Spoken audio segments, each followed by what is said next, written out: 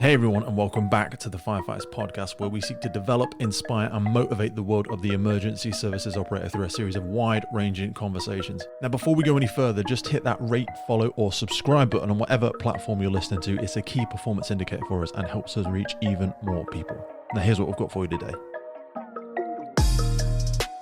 Richard Dunbar, welcome to the podcast. How are you, my friend? Good morning, and thank you. Yeah, brilliant. Absolutely a bit cloudy today, but it's good. Life is good. You're off on another one of your incredible adventures, and we kind of said it before we came on the podcast that I'm going to attempt the impossible, which is to delve down the rabbit hole that is Richard Dunbar from Chief Instructor to Vehicle Fire Investigation, Police Sergeant, NIMBUS Fire, and everything. You're one of those that, as we first had our introductions and I first got talking to you, I start to unfold the layers, and I've basically stalked you, I think, for the last 3 days on and off. Started with a 1-page set of questions, and then after I got to page 6, I thought, this is not going to be very respectful of Richard's time. I probably need to try and be a bit briefer in some of the stuff I want to talk about. But we'll do our best then. We'll attempt the impossible. For people that I don't even know how you would describe yourself, because again, there's just so much to go into. But for people that are unfamiliar with you completely, give us maybe some context around your first interactions with the sector that is maybe the emergency services, and maybe kind of where you grew up and when you first kind of thought about this as an idea, as a career. Well, that's an interesting one. I was born in sort of like the East End of London, and my father was a manufacturing jeweler. We moved to Surrey in 1959, and it was his intention for me to join his business and carry on his trade. I went to school in Oxted County School. It was the first secondary modern in Surrey, and there was It's a beautiful place to grow up. Oh, it is. It's a lovely area, and I'm very busy now these days. But yeah, I might get back there this next week. So I'm going to pop by and just have a look and then go on. But as I got sort of to 15, I lacked confidence. I didn't have confidence.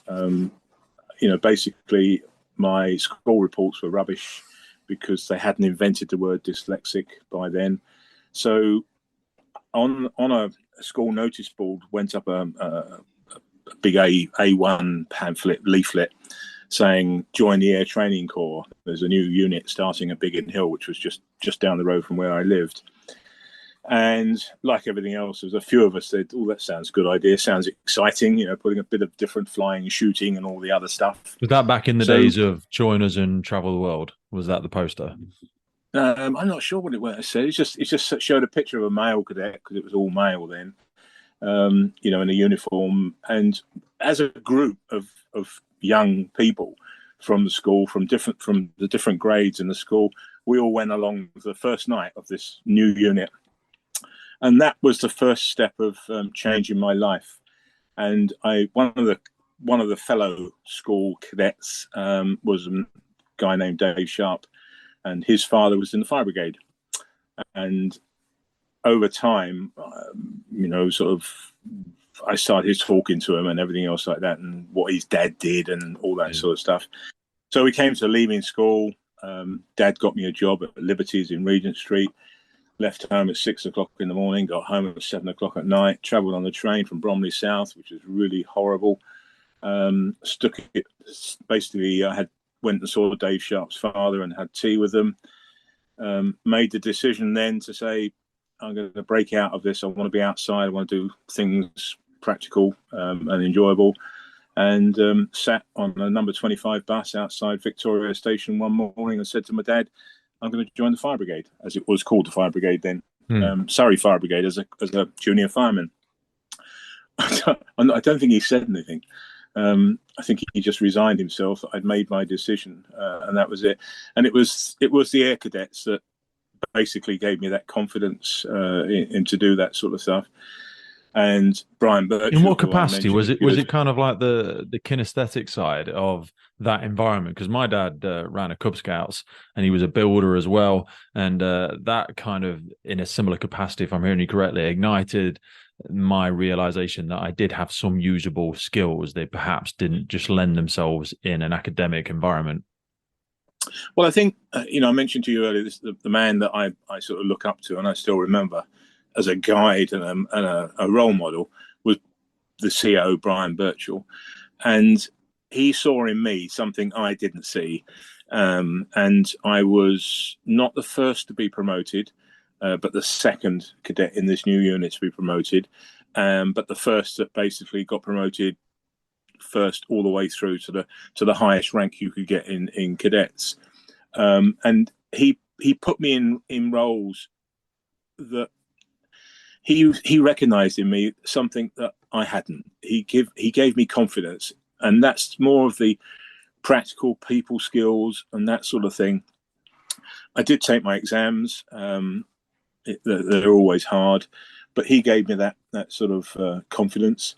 Then I sort of said, right, I'm going to join the Fire Brigade, Surrey Fire Brigade. And I went along for the interview and entrance exam. Brian Birchall gave me a absolutely glowing reference.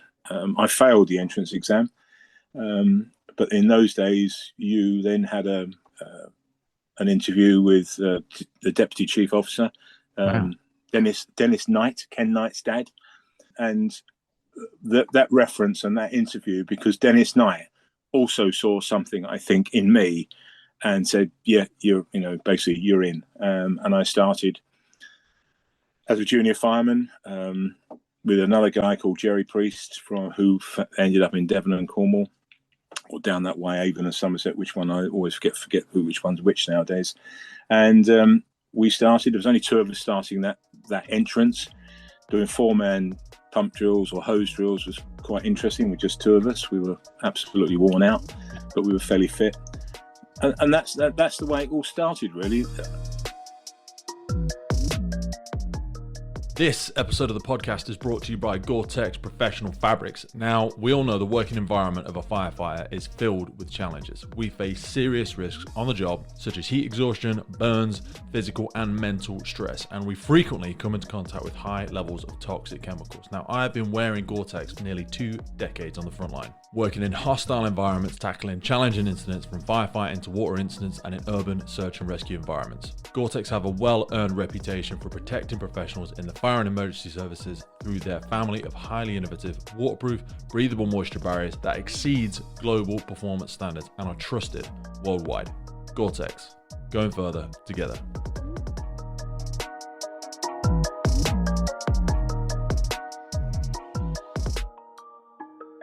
People saw, when I started the practical aspects, I shone at it.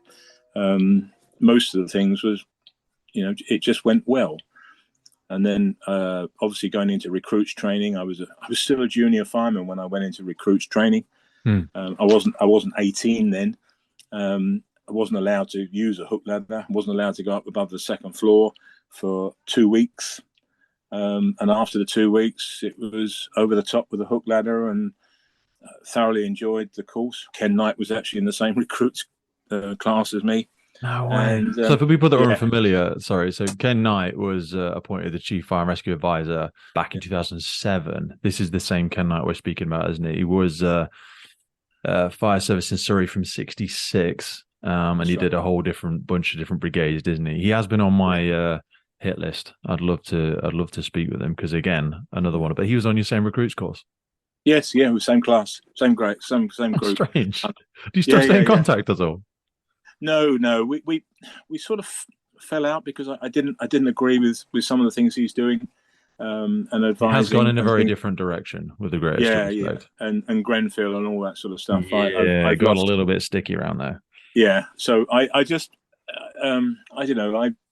We had the last time we had I had lunch with him in London with my father-in-law, who was the assistant chief in Surrey of fire prevention. And he was retired and about 88, I think he was at the time. And we had lunch. So that was many, many, many, many years after, sort of my first introduction to Ken. But that was the start of my fire brigade career. Wow. I'd love to circle back for a second and just zoom in on, you said Brian Birchall gave you confidence. Yes. I'd love, because there's so many people, my children being one example, but many across the UK Fire and Rescue Service, but also just in general population of children around that similar age that you articulate there, that feel equally that they lack that confidence. And when people say about what sports coaches do, Cub Scout leaders, favorite teachers at school, when they say, oh, that person gave me confidence, I'd love to force you to try and articulate that more as to what it is for people that are trying to imbue that sort of confidence in boys, especially at a similar age, because this whole aspect of toxic masculinity and all that sort of craziness has kind of vilified creating some really aspiring leaders and positive male role models for people. And what was it about Brian and the way that you two sort of developed a relationship that gave you that confidence? It's one of those. I mean, later on in my life, I studied psychology in management, doing leadership training and things like that. And when I look back from that bit of information, I look back to him, and he was a good leader. He won the hearts and minds of people, and took them with him, and never ever sort of made them feel different, small, not good enough. He always saw the good in people, and the way he operated, the way he dressed, the way he was smart, but everything he did was what I would want to try and emulate, because he just sort of seemed that was good. It's very difficult to say, but if I can sort of slide forward probably about 40 years, please do. Is that I finally got a commission within Royal Air Force Volunteer Reserve Training Branch, and I said to my wife, I was spending a lot of time on youth work, and she said, look, when we have children, you've got to give it up and spend time with your own children. Which, after my first child was born, a daughter, I said, yep, that's fine, I will give up, and that was it. I then came back to it because she said, we're back now into Herefordshire now, and she said, I've got this problem with youngsters. She's a vicar, a priest. I've got this problem with youngsters, and I want to do something. I want to engage them. And I said, the only thing I know that I think I can do well is cadets. So I got recommissioned into that role. Did my initial training course at Cranwell, got recommissioned, and had this little tiny unit. It was the biggest unit in the country, because we pulled people from all over the country. And one guy in particular, I'm not picking out one person because they were all fantastic. One guy, Ross Bristow, he tall lad going to Kingston, and I saw in him what I was, lacked that confidence and everything else like that. And I asked him to do a little job for me, and that's give out some books. And at the end of the evening, he gave them back to me and said, I don't think I can handle this. And he went off, and his dad was a police officer, armed response officer. And he told his dad, and he said, perhaps the CO sees something in you that you don't. And that's exactly what Birchall did with me. And he's now a commissioned officer in the Royal Air Force in logistics branch. And we've had a journey with him, sort of coaching him through, some harder times or lack of confidence. But it's really gone really well for him. So many people see that in people, but struggle to almost take responsibility for being the advocate for them or being the champion for them. Do you know what I mean? Because we do see that potential in so many people. But I think what actually is missing sometimes is the conviction of that leader to really take the time, to really be present. Because you'll know, again, running sessions and whether it's Cub Scouts, guides, fire and rescue service, police, recruits course, whatever it might be, you're colossally busy for. There's so many cultural, social, psychological dynamics going on in different groups. It does have to be a conscious effort to take the time to pause and create that almost mentoring relationship with people. And it's not a colossal amount of time by any stretch of the imagination, but it's those million small fingerprints on people's development that really do shape them. Yeah, we had a young girl in our unit in US Harold, and I don't know how to explain her, but she was just a girl that was never going to make anything of herself. And I don't want to be rude or anything else like that, but she was probably appeared to be a bit thick, not brainy or anything else like that. Mm-hmm. But she had something, and I was desperate to try and help her. What she was good at, and it's very, you identify. This is what role models should do: is identify what people are good at, and then try and work on that to build on that, and the other things will follow. And she was good at shooting, and we were shooting it was called the L98, but it's the SA80, so it's a 5.56 round. So this is, it's real stuff. And she was good, apart from she couldn't close one eye, so we bought her an eye patch, and then we made her head of our shooting team, and that really changed her. And it was nice a few years ago that she made contact, and we met and just see, and she's got family and everything else like that. But that's the way that cadets, scouts, it doesn't have to be cadets or scouts, but it's someone giving that time, that effort, identifying the good in people, and hoping that you get that piece of good like a seed and get it to grow, because it will then spread, and then other bits come out, which you never even thought about. You also give them stuff that probably someone else has never given them. You give them purpose, you give them ownership, you give them the potential for leadership. They say great leaders create other leaders. That's one of the real distinguishing differences between people. It's about taking responsibility, but giving credit, giving acknowledgement, and giving other people opportunities to become leaders in themselves. I think most leaders, all good leaders, and I have to say there's been some good ones I've come across, and there's been a lot of not so good ones. I think there's been more not so good ones than there's been good ones. And I've always taken the thing is, I don't want people around me who are perhaps a lower rank that will never challenge me. I want to be challenged. I want to be questioned. I wanted to be replaced. If you could replace me, that means I've succeeded in growing you in your whatever you're doing, and that's really all I've ever stood for is people, is to recognize the good in people.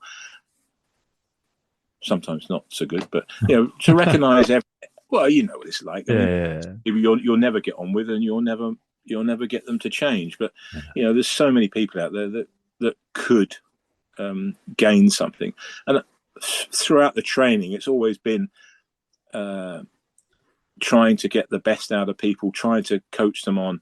I mean, I don't know. I don't want to sort of go from bit to bit and years to century, but when you have a course and it's such diverse experience, it's nice to be able to, the people that think they're not as good as the others, and you coach them, you coax out of them information, and they are as good as the others. In fact, sometimes they're better than the others because they haven't got the baggage. Yes, a lot of others have got, and that's that's been my ethos throughout my whole life. I'll say on that point there. So it was 1965. You joined. All right, I'm connecting the dots there. So 65 to 76, you went from. This is quite an incredible one. There, you went from joining the Fire and Rescue Service to Junior Fire Officer or Fireman to Chief Instructor at the Brigade Training School in like an 11-year period, which is quite an incredible acceleration of a journey. And I wonder if there's correlations to be made with how much recruitment was going on there and the size of certain brigades, because it really was a very different landscape back then as well. Yes, it was. And it was exams, which is one of my weak spots. Having dyslexia, and also the exam for leading fireman in those days. I came out of it going, "What's Coronation Street?" Because that was one of some of the questions, and I'm No thinking, way. yeah. So back then, yes, what are we talking? Are we talking ILMs? Is there IFEs back there? What was being done then? Yeah, IFE was around, and they of course changed over their history as well.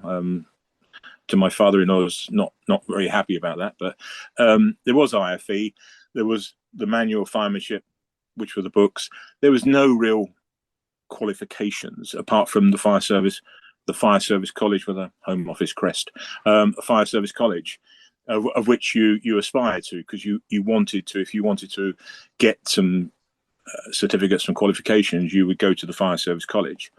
And so I got my leading fireman's. I applied to go on to no, I didn't apply. Somebody suggested I went on to fire prevention. Okay. I had an interview, got accepted, got promoted.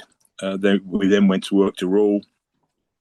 So I spent my time on Epsom Fire Station as crew, and slowly we just went through. The biggest change for me in the fire brigade, I got my sub-officer exam, was on a 2-pump station at Epsom with some really good guys. I passed my subs and therefore started acting up to sub-officer, and then got made sub-officer at Isha in Surrey, which was the first thing. And I thoroughly enjoyed it. Absolutely loved it. I went to the college for the 16 weeks and 10 weeks and 6 weeks for the fire prevention courses. Talk to me about the college back in them days. What was it like back in the 70s? I hated going to it. I mean, I'm not, because I just didn't like being away from home. Okay. I hated going to it. Once there, the first time I was there, we were in the new blocks the accommodation blocks had been built, which when you were in your bedroom, you could hear a cricket 14 bedrooms down making noise. We were in the old teaching blocks, which were the coal stove in the middle of the room, central heating. Wow. And of course, all the officers all the instructors were officers. Yeah. All wearing the ER crown, sort of on their uniforms. And of course, Harry Judge, who was the commandant, we always expected him to come in a white Charger. But it was very much a disciplined place that I mean, the fire service was a uniform disciplines organisation. I use the word was a uniform discipline organisation, and the college was no different. You sat down on long tables to have your meals, the bars, but to meet so many different services was absolutely fantastic. Yeah. And we all, I've still got my picture of the course, and we all wore the same uniform. Mm-hmm. We all had peak caps and we all had reefer jackets. Some had epaulets, most didn't, but they all had the Navy style reefer jacket with the buttons on the front. Yeah. And you mix with London and all the others, which was absolutely fantastic. And was there much of an international presence at the college back then? No, there wasn't. It was purely UK, wasn't it? Really, then that was really the heart of all initial training, initial acquisition of skills was all at the college, really, back then. Yes, and of course, as you well know, that the mistake was made when we turned it into an agency, and the money, instead of having points to spend at the college, because Surrey just had a number of points that they could buy courses, the money was handed to services, and they obviously, this is a good idea. And of course, then your local, more local training schools like Washington Hall and Tyne and Wear, all started in Ray Park Centre, all started to, and that took the value away. There's an argument for both sides, isn't there? But it is such an incredibly beautiful site in the Cotswolds with some incredible resources. Yeah. And it did get a little, I don't know if it was, there was a million factors probably, but some of it driven by jealousy, some of it driven by politics, some of it driven by finance, a myriad of reasons. But it is a colossal shame. And I do see it coming back now stronger. But like you said, back then it was more of a points system and in its sense seemed more sustainable. And there was less isms because everybody went to a central point of training. Whereas now, you can see vast differences in the quality and level of training across the UK Fire and Rescue Service. Some of that attributed to the fact that we do so much in silos. Yes. I mean, what I now, when people say, have you ever been back to the college? And I said, yes. And the big difference that I see now when you see the guys there, or the guys and girls there now, it's like looking at a Dulux colour card, with the different colours, uniforms and types of uniforms and things like that.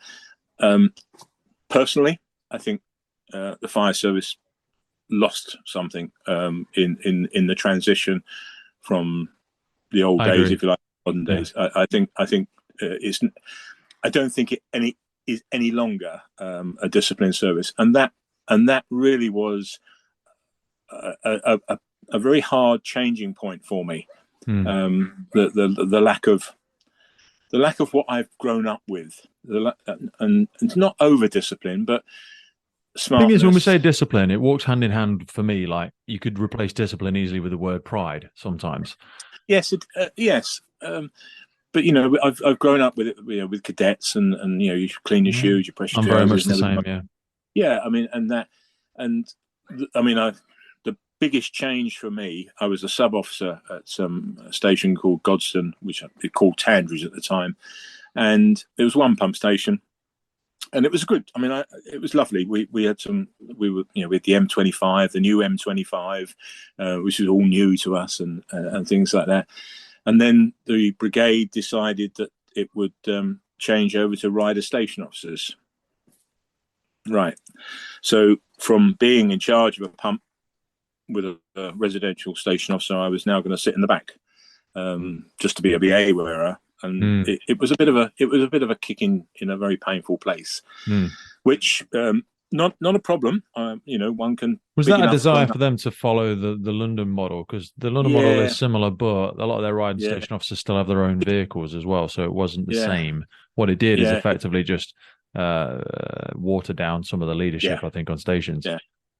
Well, I had a good watch. It was a brilliant watch, and we did good training, and we were always willing to push the boundaries. We got oxyacetylene on the rescue tender. Will it cut underwater? Well, let's try it. That sort of stuff. So I was always and I think one of the other things about being a leader is slightly not over rebellious, but rebellious, prepared to challenge the norm. Yes. You're always told something. This is the way we've always done it. No, that's the worst. Was it Admiral, that female Admiral from the States? The worst, terrible, the most dangerous phrase is, that's the way we've always done it. Yeah. And so anyway, we would sit down for evening meal, and the rules were that you were in collar and tie until 11 o'clock. I never stuck to that. I mean, if blokes wanted to put their heads down earlier than that's not a problem. You want to take your tie off, and that's not a problem. It was always that you never knew whether a member of the public would come and just knock on the front door or things like 1100 that. 1100 to 06. And we stuck with that. And we were sitting down at the mess table, and we've got this new station officer who's been transferred from West Sussex. And we're all sitting there in our shirts and ties, and which was normal. Nobody, it was what we did. That was the rule, but we stuck to it because it didn't seem that there was any different way of doing it. He walked through the door, and he's got a Marks and Spencer's nylon violet vest on, and my watch just looked at me, and I thought, poo. This is it. This is going to be different. That's right. Yeah. Today's podcast is powered by our partner Lifelines and their revolutionary approach to functional hydration. Just like in firefighting, water is essential for body function, but studies show more than 80% of firefighters are dehydrated. A 25-year study findings from the National Institute of Health showed poor hydration to be linked to early aging and chronic disease, and even mild dehydration results in significant negative impact outcomes, including headaches, exhaustion, rapid pulse, irritability, and poor cognitive function. A study conducted by Yale University showed that participants who were just 1% dehydrated had a 12% increase in errors when performing tasks that required cognitive flexibility. In addition, dehydration is shown to worsen mood and attitude, contribute to confusion and poor decision making, and negatively affect memory and judgment. In other words, you really don't want your incident commander, firefighter, or for that matter, any first responder on a critical scene to be even slightly dehydrated. Mild dehydration occurs when a person is just 1.5% dehydrated, a condition that does not even trigger the thirst response in most people. So just imagine how quickly a firefighter or any first responder can and does become dehydrated in their day-to-day duties, which is why I address my hydration first thing every day with Lifelines. Go into the notes for this episode and specifically check out Lifeline's Hydro Fuel and Hydro OG by clicking in the notes for the podcast for a clean energy solution designed for those who demand more from their day. Now back to the show. So it hurt because once you start doing that, you didn't get you all to hold hands and sing Kumbaya, did he? Was that the first night? No, we didn't have that. But we were on a big fire at St Anne's Hospital, which was a decent old fire. I got carted off to hospital, and I would always keep my guy. If the guy hadn't got his helmet on, you put your helmet on. That's what it's safety and everything else like that. You have your fire tunic done up because that looks smart and it gives a good impression of professionalism. And these two rider station officers, brand new, walking around with their blooming fire tunics undone, and I thought, well, we've sort of lost that edge now. It was a professional organisation, still is a professional organisation, but it's not one that I wanted to be really totally involved in because it hurt. So I went for the chief instructor's job, senior instructor's job in fact, I actually went for a sub-officer's job just to become an instructor. Went for the interview and got the senior instructor's job as a station officer.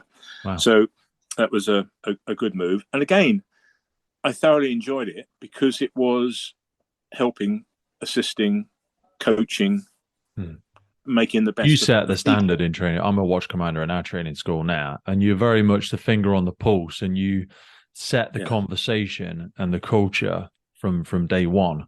It's up to you to start. You're the backing track. You start the drumbeat of how these people are going to behave, how they're going to hold themselves, their mannerisms, their expectations, their personal accountability. Absolutely, and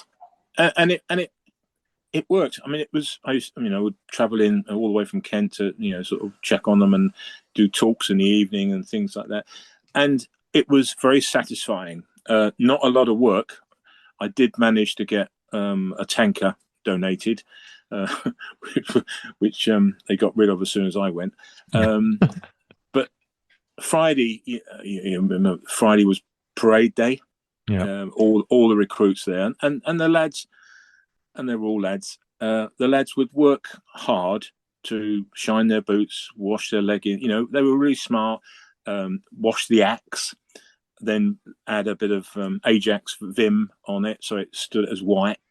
Everything about them was, and they got dressed and they were buddy, to make sure that the fire tunic was pulled neatly so you didn't have any creases in the front. And I put my number one uniform on and walked out there, and then the commandant came out in his woolly pulley.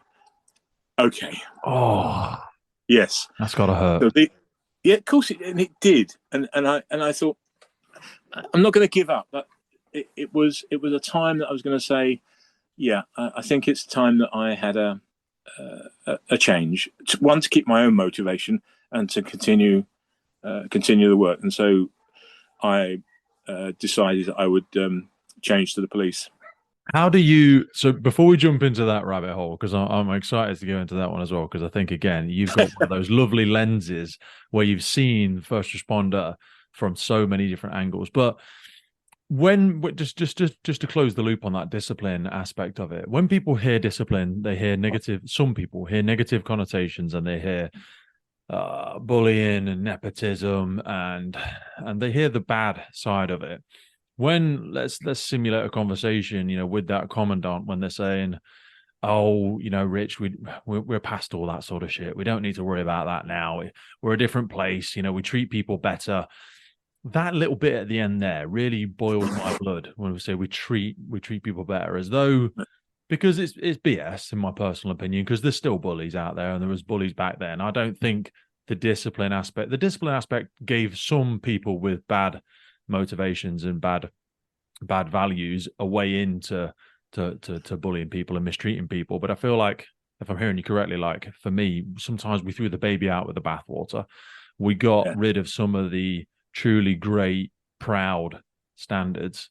And the pendulum has swung back a little bit. You know, there are some crazy cats, similar to myself, hopefully, out there in training departments trying to bring a lot of this back, tiptoeing our way back under the guise of personal standards and avoiding the word discipline because people's petrification of it. But how do you answer that question when people say, we don't need discipline, Rich? You know, we're past all that. I think discipline is a set of principles that you work to achieve objectives. And the last thing you want, if you don't have discipline, you know, when you're on a fire ground and you ask a crew to do something or an individual to do something, you do not want to have a conversation and a committee meeting. You hope that they look at you saying, you know your job. You would be doing my job if you weren't the officer, because you've done it, and therefore I would do it. When we talk about bullying and all the other prejudice that have crept into all walks of life, but you know, the services, and there's been some bad press around. That's not discipline. That's weakness. That's people not very nice people, and they've been given. If they've been given a position of rank, then that's completely wrong, and you shouldn't use discipline to bully people.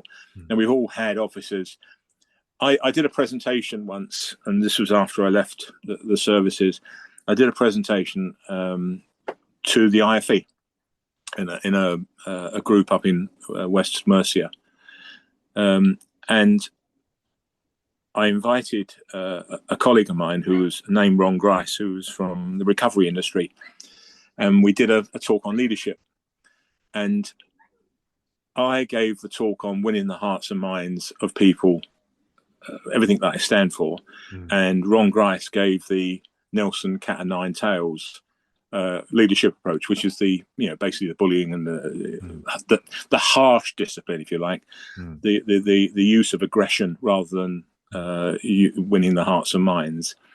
And it was a good evening. You know, got the plate for going, and it was some weeks after I was pushing my trolley around Sainsbury's in Hereford, and a guy came up to me. He said, I was at the presentation. I remembered his face, but I couldn't tell his name. He said, I was at your presentation, and I'm a bit confused. He said, I heard what you said, and yeah, I agree with that, and I recognise that. But then I heard what Ron Grice said, and I can also recognise things in that. He said, I'm just a bit confused. And I said, look, have you ever been on a fire when you got a roof job, and you got internal workings, and you got a senior fire officer walking past in his white hat and everything else like that, and all the hoses come out the window trying to knock it off? That's the Ron Grice bloke. Because they will use a method to show their distaste for someone that uses that type of approach. They will allow that person to fall. If the person is a good leader and has won the hearts and minds of people, they will look after them and work with them to achieve that common objective, whatever that common objective, whether put a fire out, cut somebody out, or just keep the station tidy. And when you ask your crew to wash and scrub the yellow tabards for road accidents, and they say, why do we have to do it, sub? The other watches don't do it. I said, I don't really care what the other watches are going to do. We might have to wear them, and I want us to be safe. I honestly believe, and people will disagree with me, real leaders are born. They have that empathy with other people. People can learn a better way of doing leadership and therefore change the way they do things. And it's getting people to be able to see that they need to change. That's it. It's that self-awareness piece. Yeah. Yes. And if they can't see it, they can't see that I'm doing anything wrong. They say there's a very small difference between obvious and oblivious. isn't Yes. there? It's Yeah. only a Yeah. very Absolutely. subtle Yeah. difference. Yeah. Totally.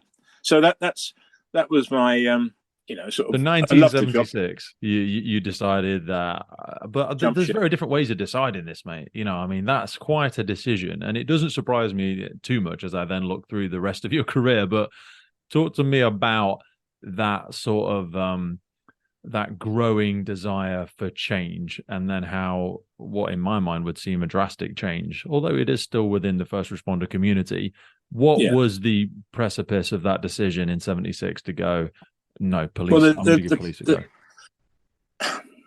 I have to go back quite a bit, because while I was living in Tatsville with my parents, we got we had a metropolitan. We were under, although we weren't under Metropolitan Police patrolled our area because it was like a point into the Met area, and we got to know a Met officer, and just talking, and I found that I had a sort of that's something I think I would like doing. Yeah. And one of the other things, I mean, it's a childish thing, I suppose. I always wanted to drive a police motorcycle. Yes. Like driving a bus, and I managed to drive the bus on a skid pan at Chiswick. But it was one of those things. The what basically pushed me over was this, what seems to be an erosion of what I thought were the standards of the brigade, and looking back, and also that our training was as good as possibly it could have been, but could have been better. And I don't think in those days we challenged enough. Really? So I think, so I just said, I dropped half wage. I went from 3,300 to, well, not quite half, to 2,400 by changing from Surrey Fire Brigade to Kent Police, Kent County Constabulary, to give it. It's. And for people to understand, that's your annual income. Yes. Yeah. Yeah. Oh, yes. Because that will just come as an entire shock for people as in the 2023. Yeah. It was a big, and it came about. We were driving home with my wife, and I noticed. I said something. I said something about something, and she said, "You're so observant." I said, "Yeah, I'll make a good policeman, wouldn't I?" And she said, "Possibly." I said, "That's what I want to do." So we decided that I would go. And again, you see, the confidence aspects, I've got to go and take another exam. And this time I haven't got virtual there in my support. And I went, applied, had my home interview, because that's what you do. You do all the paperwork and things like that. And then went for the exam, passed. Had another interview and got selected to join as a mature entrant. Of course, I How old would you have been then? Sorry, 24, is it? 24? Yeah, about 24. Wow. So I transferred over. So it's 11, 12 years with Surrey. So I can't do maths. Right. So we transferred over, and of course you go off to your you have a week in county before you go to district training, and again you see this leader, this keeps cropping up throughout my career. The Chief Constable, Barry Payne, another Birchall. He was phenomenal as a Chief Constable, and he came into the thing. I mean, he was serious God. All stood up, and we'd all done our attestation with the magistrate. So we were all officially constables. We'd taken a driving test, and I got my permit to drive, grade 6. And he came in and he said, welcome, and all that sort of stuff, and hope you have a sort of a good course and a career. Kent has a lot to offer. And he said, if ever you stop anyone and they tell you that their friend is the Chief Constable Barry Payne, I can tell you now, they're not my friends. And I thought, wow.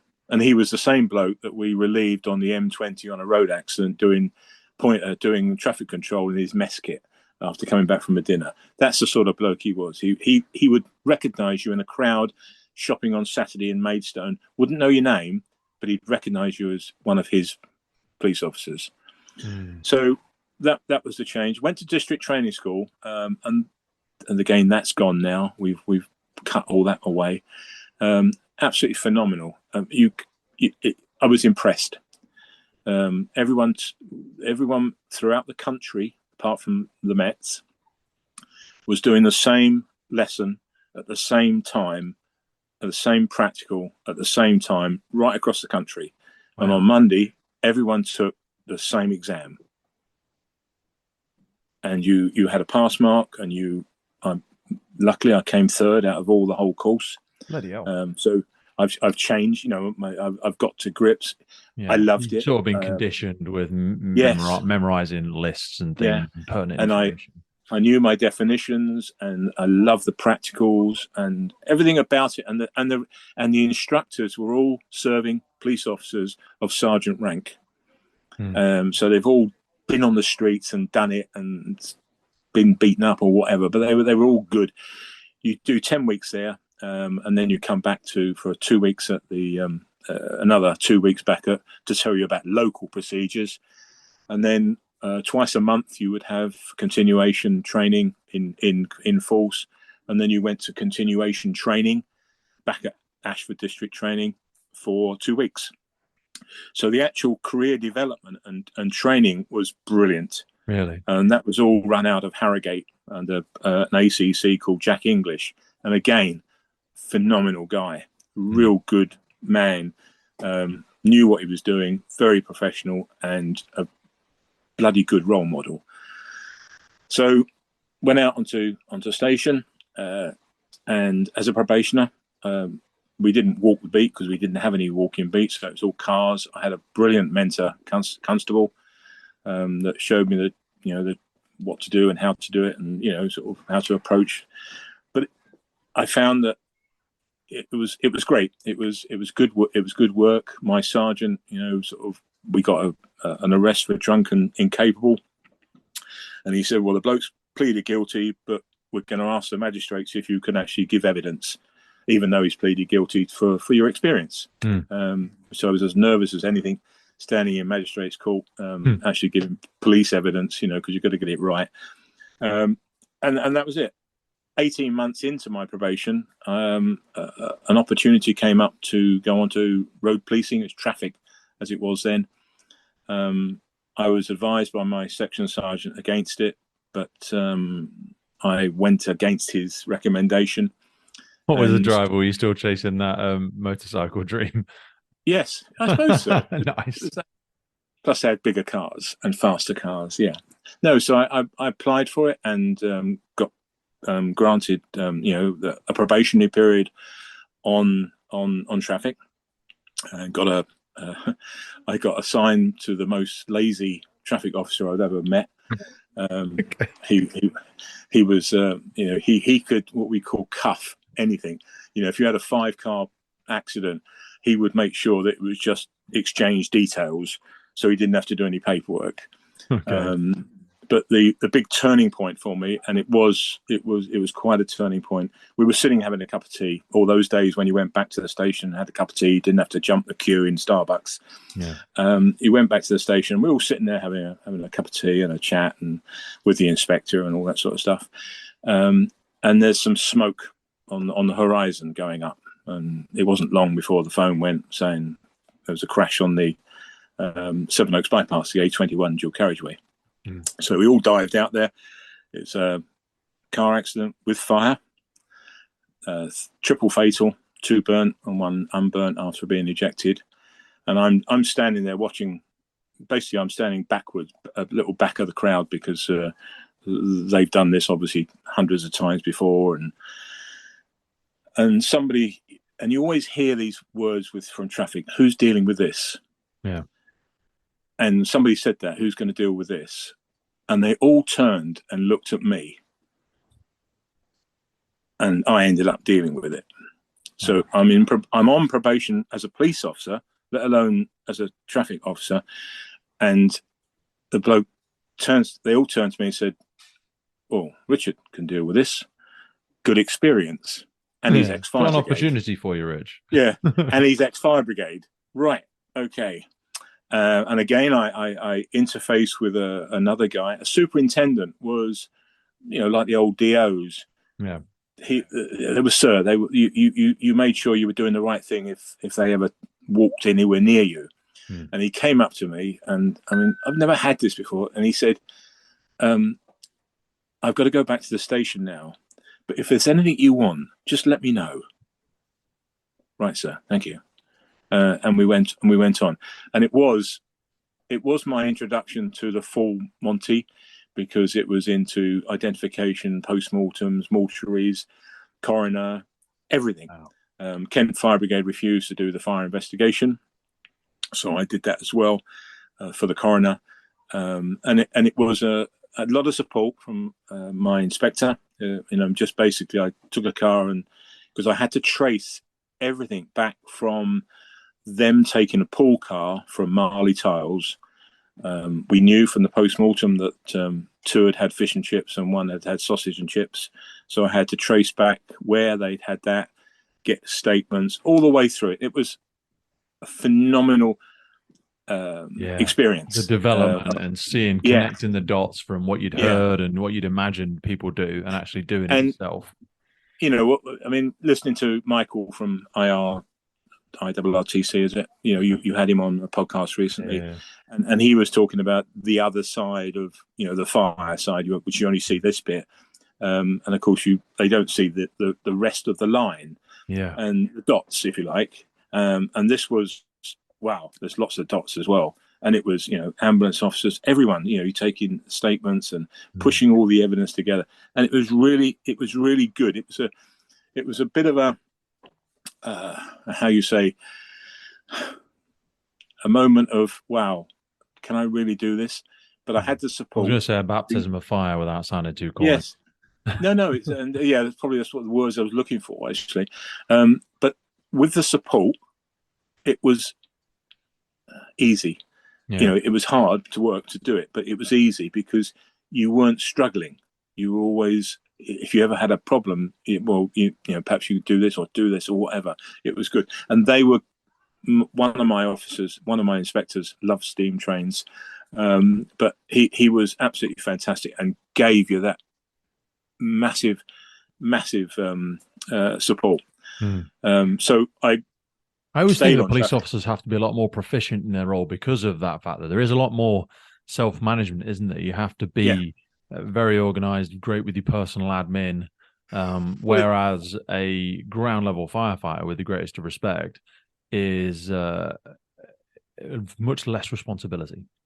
I think the police officer is an individual part of a team, whereas a firefighter is a team. Because they're based on the Navy and sort of the numbers and everything else like that, which is not wrong. Police officers have their own workload in and of themselves, don't absolutely. they? They have their own work stream and you would just get on and do it, and you were allowed to get on and do it. And there was a few good high points for me, and that was, I won't say it was a high point. I mean, 3 people died, 3 families have been sort of.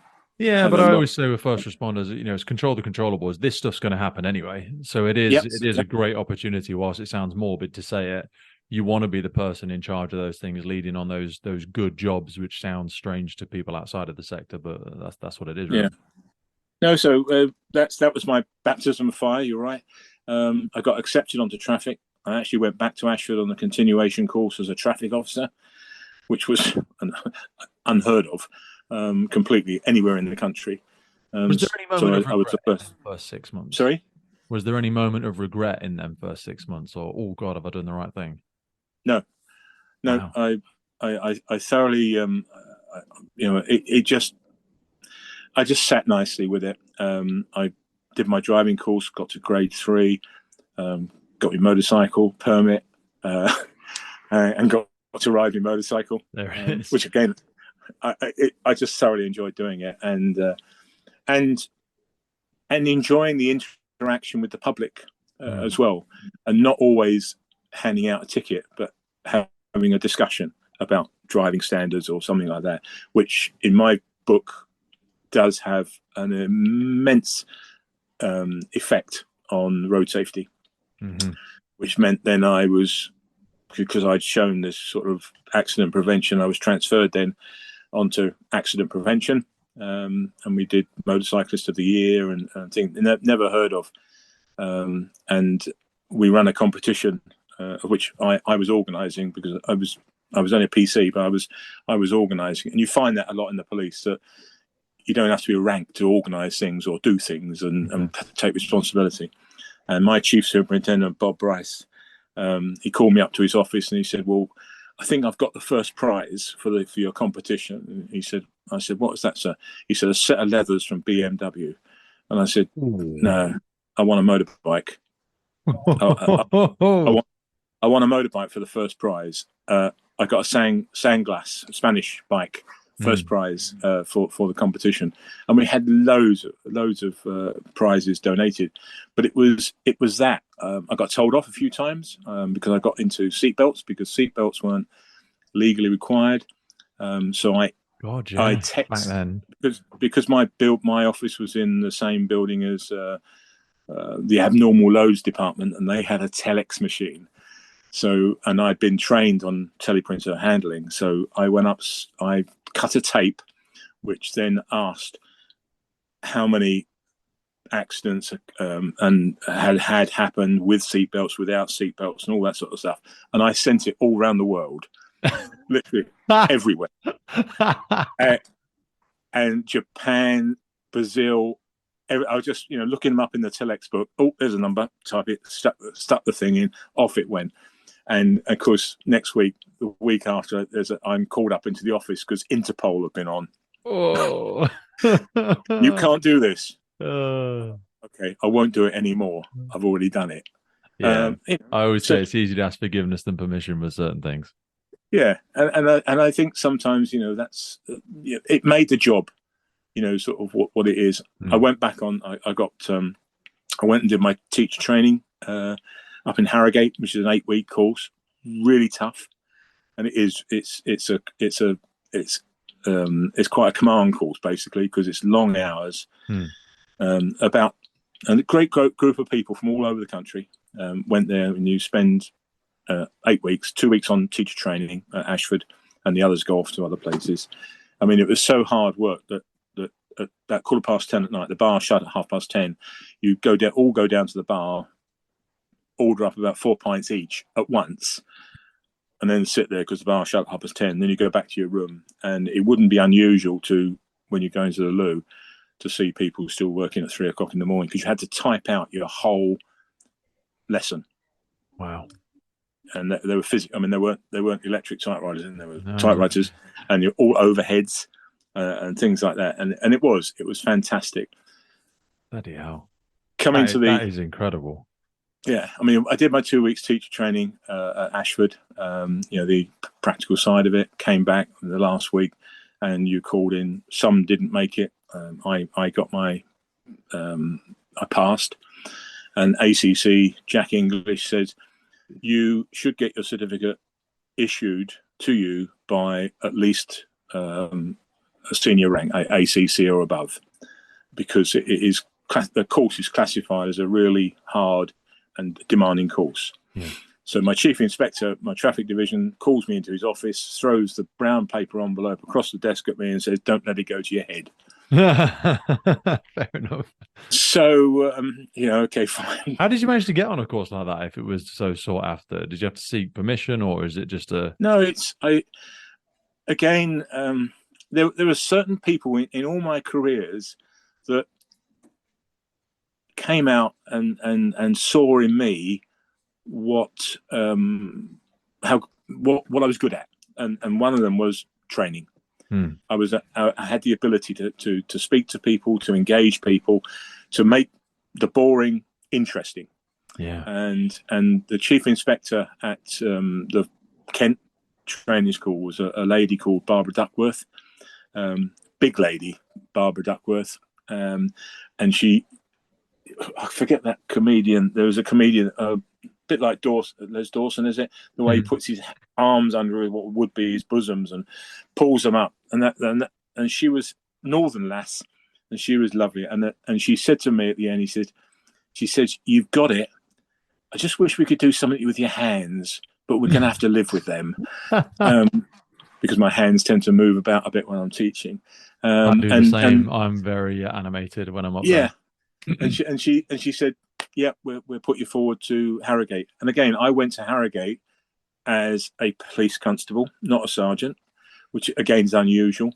I went to Ashford for my teaching practice, and you will always talk when you went in. They all have the book, the manual, which they would go through. And at the beginning of the thing, you this is hammered into you. You shut the books. You get them to shut the books because you don't want them looking at those. They want them looking at you. Yeah. And I went into this thing, and the first question I got asked is, "What do we call you?" So I said, "Sergeant, I don't mind. I don't care." Because I was constable. I was the same rank as them. And I started talking, and there was this young PC from Surrey, and with his hands on the desk, he's doing this closing the book moment because I'd forgotten. And because they've had teacher training before, they knew that, and again, we worked together. I've never met him in my life. He's only just joined. I've been in for a few years, and he's empathizing and saying, "You've forgotten," with hand signals. Yeah.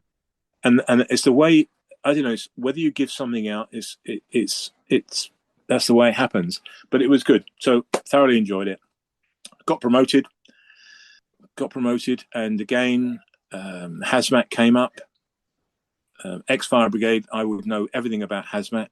How much was that considered part of the policing role back then? Because we're talking now around, mid to late 70s, early 80s. Early 80s. Hazardous materials were still a little bit of the black magic, a little bit of the unknown. The Environment Agency was still in a very different place, and I don't know, and you'll know far better than me, what the cross-service interactions and joint working was back then. But who did it really live with? Because what did you see fire and rescue services doing from that perspective? What were police doing? What were the EA doing? What was that role? Or was it a new role? Basically, it was a fairly new role. The police will just abdicate to the fire brigade because they see the fire brigade as professional. Really? Right?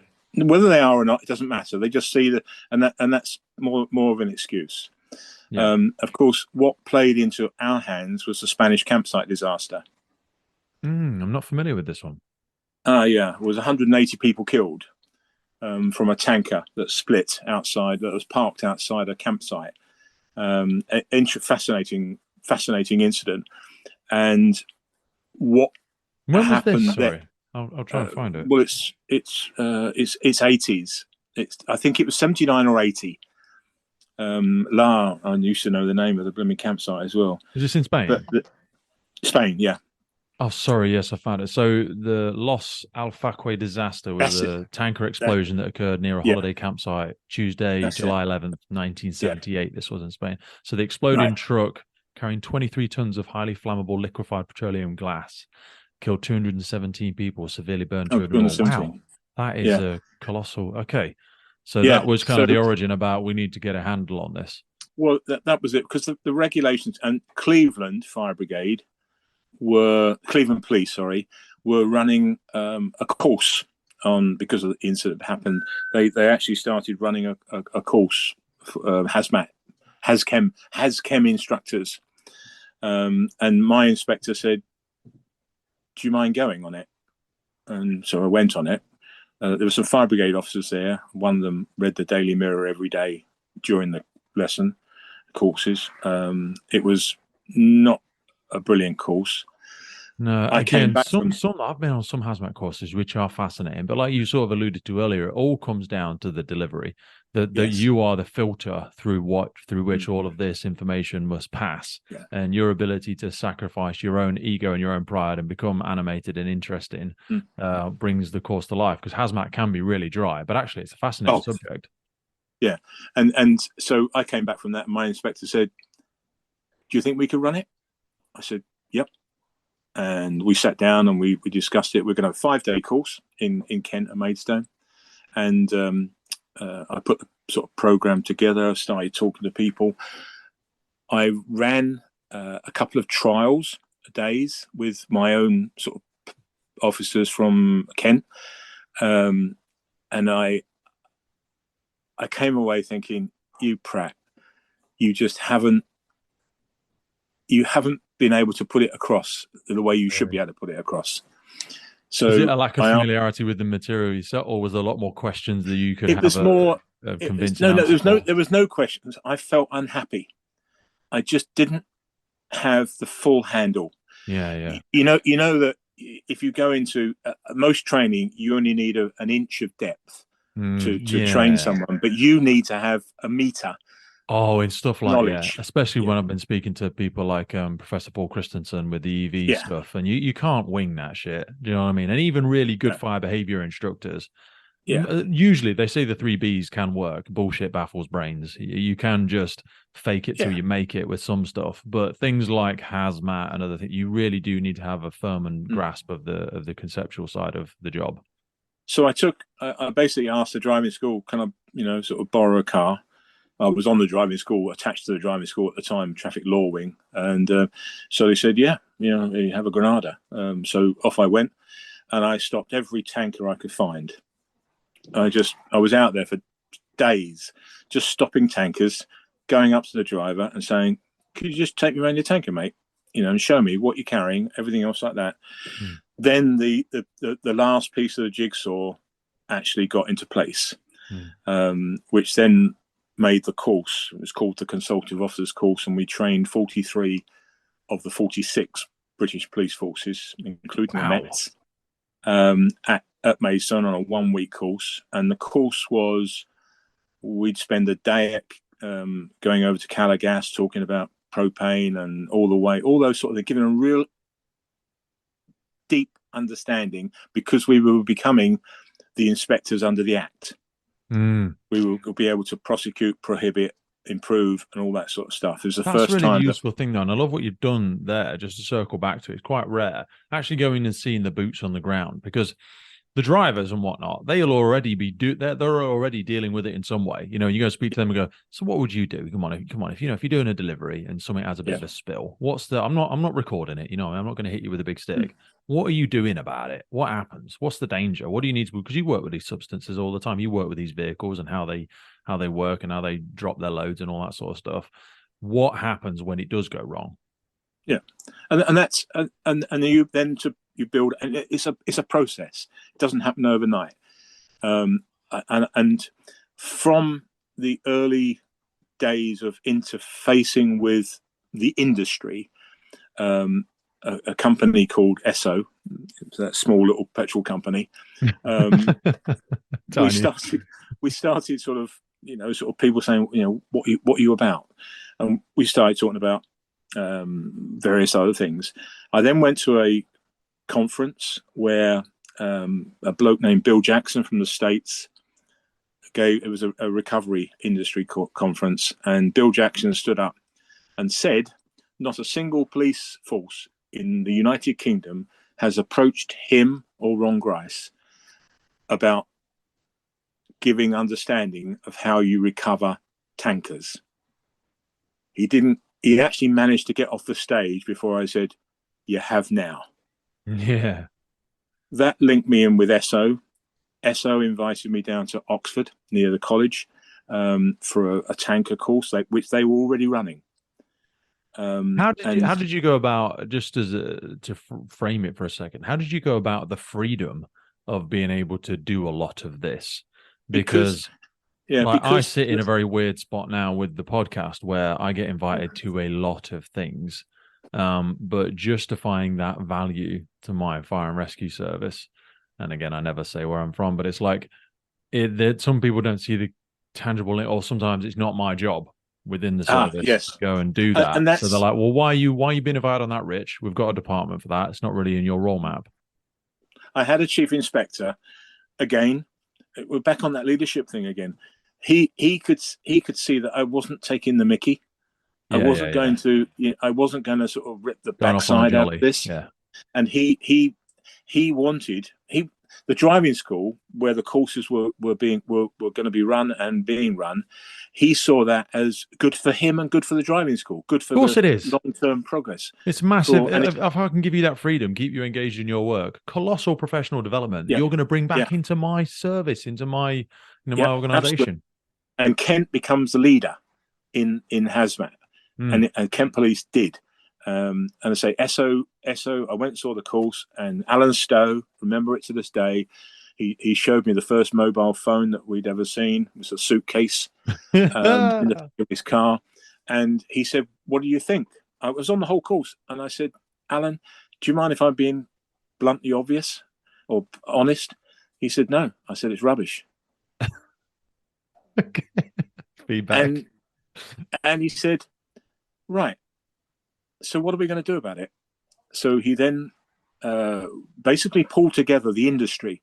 He didn't take it as an insult, and I didn't say it's bloody rubbish or anything else like that. I just said it's rubbish. It's and I explained why. We had the Petroleum Training Federation, which was a national organisation of all the petroleum companies subscribed to. Got involved with them, and we wrote and had the course. Wow. And we involved the recovery, and we had a tanker. We actually got a tanker. We would fill it up with water. We would tip it over on a disused stretch of the M20, which wasn't opened. And we'd have recovery, we'd have police, fire, and we'd invite everyone down to see it. But the course went right through how to do it, and we operated the final as if it was a real incident, as much as possible. Including cordons and things like that, and it worked, and it was still going years after I basically moved away from it. Wow. And that was the basis, and that's why the Energy Institute, the Institute of Petroleum, the actual code of practice is co-authored by me on the recovery of low flash products and tankers, on how to do it. And did ESSO not offer you a job at one point in time? They must have said, "Hey, they come did." on. Tank freight did, and I'm glad it didn't happen. Okay. Because that was the way. Anyway, so that was the. It just went that way, and then I went head to head with ACPO. Okay. I'm a sergeant. They're all chiefs and assistant chiefs, etc. Because there was a move afoot to take the regulations away from the police. And we were doing such a good job across the country. We'd have joint road checks.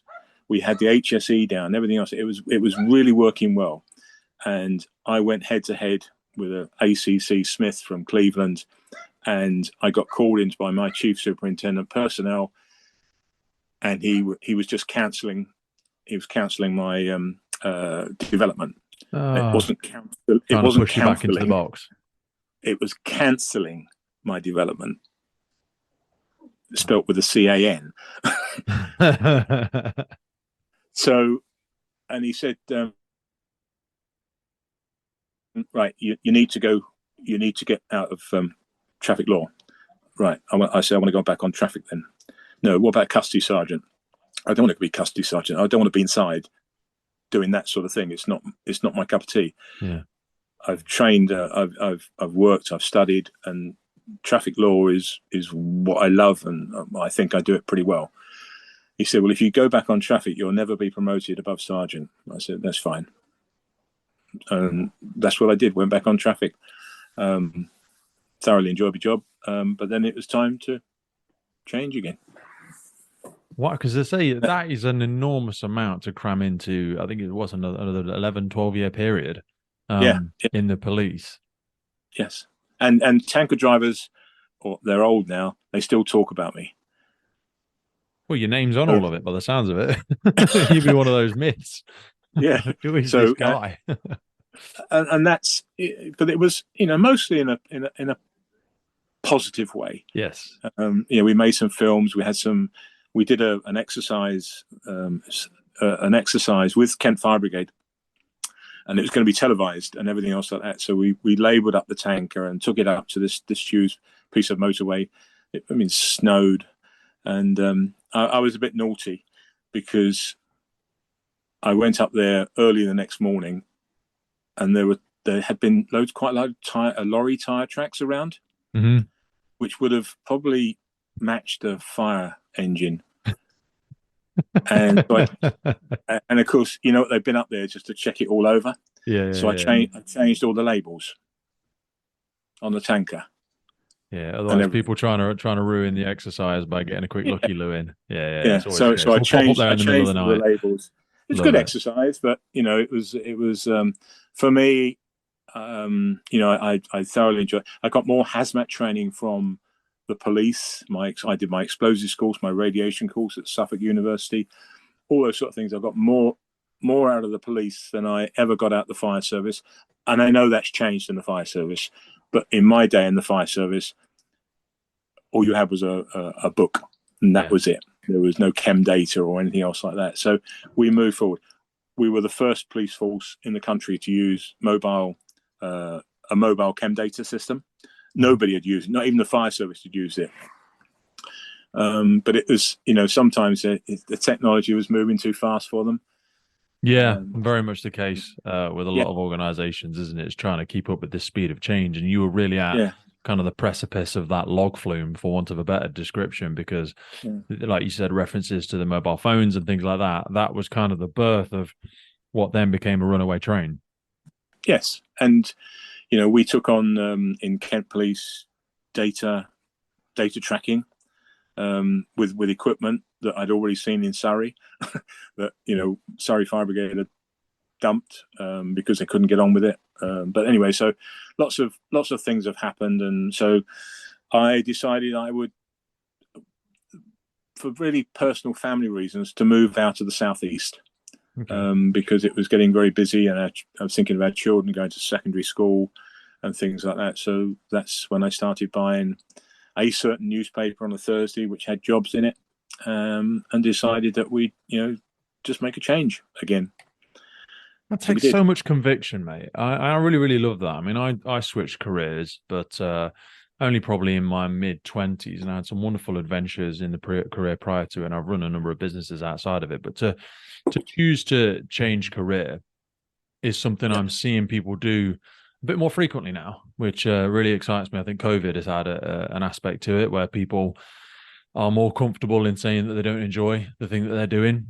But it does take a colossal amount of assertiveness and self-belief to really cut the ties and make those leaps. So take us to back to 88. And family support. Yes. Yeah. Oh, yeah, mate. Family support. In fact, you're so right. Yeah. Because you have to have those champions, don't you? Because you are going to have your setbacks. You are going to have when it doesn't go perfect and the job isn't what you thought it would be. And we've had some, since leaving the security of a brown paper envelope coming through the door every month. We've had some hard times, but we've just celebrated our 50th wedding anniversary. Because we've been together, we've been a team, and we're a partnership of sort of one aim is really to sort of enjoy life, get as much out and look after our children. They're both older now. But, so we moved on. I did 4 years with a company called Leadership Trust in Ross-on-Wye, doing leadership as a course director. Again, accepted there because of the way I did things. Did lots of courses. I directed lots of courses there, including one that was filmed, where I always used to, I don't know if you do the same thing, but when you're standing up in front of an audience, you tend to check your flies, make sure your zip's done up. Always those last minutes. You checked it 10 times and you still check it again. I was standing out in they're filming. Oh, no, they weren't. So I got my jersey pulled down. No, but I learned a lot there about psychology. I became very much good at transactional analysis, which I've used ever since. Had it before, but didn't know what the labels were. And then I did 4 years there, and then started my own business. And it was then that bit later on, we did some HAZMAT training with Surrey Fire Brigade, which was quite interesting. And then I had the phone call from a guy named Peter Penoy from Surrey Police Collision Investigation Unit, saying that them and VOSA were looking for a vehicle fire investigation course. Wow. So I said, well, you should be talking to Surrey Fire Brigade. And he said, we have. And they said, we should be talking to you. So I said, right. For people that are familiar, sorry, I just want to circle back for 1 second. Transactional analysis, because that is Eric Byrne, a very well recognized method of sort of ego states, the whole parent-adult-child analogy. It's a really good psychoanalytic approach for people to better articulate their communication and understand different behaviors and stuff like that. When you were putting the pieces together with that, and when you were delivering that to groups, did you see connections to the way that you had interacted with people before? Because I think it's a useful framework just to speak about for a second, and the way that we do communicate with each other. Yes. I mean, the way, going back to the fire brigade and the police, the way that I dealt with people and understood people, afterwards, the 4-year course gave me a box of labels that said, that's why I treated him.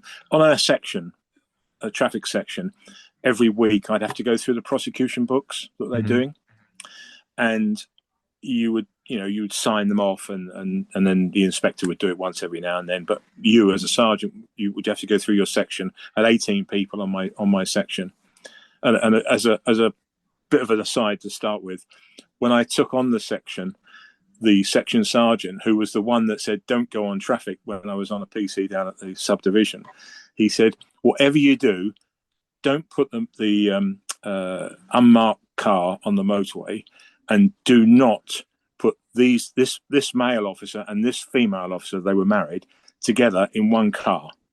That was the thing. So my first day on the section was the unmarked cars going on the motorway for speed checks, and you are going on this patrol. Okay. I can't be dealing with an issue unless I basically attack it and approach to it and get it sorted, because I can't run a section having handcuffs on. So that's I've got people in my department at the minute that are going through mediation and stuff like that, and I think, for God's sake, that aspect we echo back to professionalism and discipline. You're like, bloody professionals. Work together. Yeah. So we decided when we were going to run it at Red Hill Aerodrome, because the senior fire officer there was also a police officer who I knew from the training we've done at Surrey. Toyota helped us out on the first course with cars. Just a 1 day. 50% was in the classroom on theory, and 50% was on the fire ground. And the first course there was this rather well-built male police officer, and he rubbished the fire brigade from start to finish. The way they eradicate evidence or relocate evidence, and he was just on and on.